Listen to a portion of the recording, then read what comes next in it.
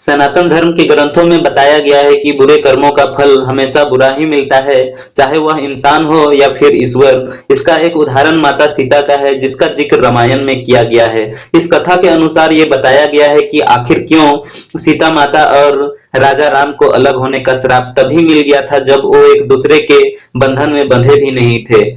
इस कथा के अनुसार माता सीता को एक तोते का श्राप मिला था, जिसकी वजह से उनको भगवान राम से अलग होना पड़ा था। कथा के अनुसार माता सीता बाल्यावस्था में अपनी सहेलियों के साथ बगीचे में खेल रही थी। वही बगीचे में एक तोते का जोड़ा पेड़ पर बैठा था। तोता का जोड़ा भगवान राम और माता सीता के बारे में बातें कह रहे थे।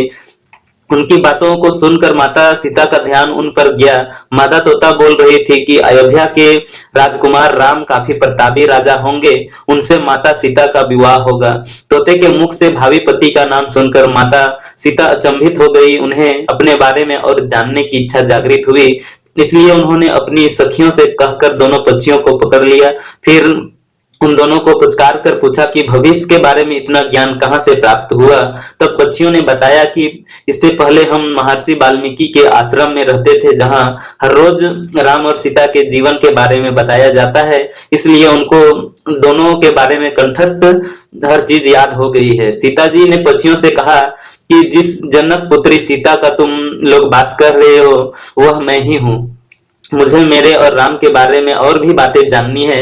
तब नर तोता ने कहा कि हे सीता, आपका विवाह अयोध्या के राजा दशरथ के ज्येष्ठ पुत्र राम के साथ आपका विवाह होगा और आपकी जोड़ी तीनों लोकों में सबसे अद्भुत होगी। सीता जी सवाल पूछती रही और दोनों तोता जवाब देते रहे। ऐसे में सीता जी प्रसन्न हो गई और कहा कि अब ये हमारे साथ ही यहाँ रहेंगे। लेकिन ये सुनकर तोता हैरान रह गया और उसने कहा कि हम पंछी हैं, हमें पिंजरे में कैद ना करो।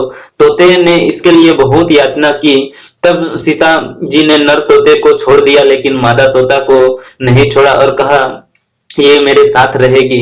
नर तोता ने कहा कि मेरी पत्नी गर्भवती है, इसलिए ऐसे समय पर उनको जाने दें। हम दोनों एक दूसरे का वियोग सहन नहीं कर सकते हैं, इसलिए आप मेरी पत्नी को छोड़ दें। लेकिन सीता जी उनकी एक न सुनी। इस पर मादा तोता को बहुत गुस्सा आया और श्राप दिया कि जिस तरह तुमने गर्भावस्था में मेरे पति से मुझको अलग कर दिया है, वैसे ही गर्भावस्था के दौरान तुमको भी पति वियोग सहन करना पड़ेगा। इतना कहते ही मादा तोता ने अपना प्राण त्याग दिए। बताया जाता है कि अगले जन्म में तोता वही धोबी था जिसने माता सीता की चरित्र पर उंगली उठाई थी, जिसके बाद भगवान राम ने सीता का गर्भावस्था के दौरान त्याग कर दिया था।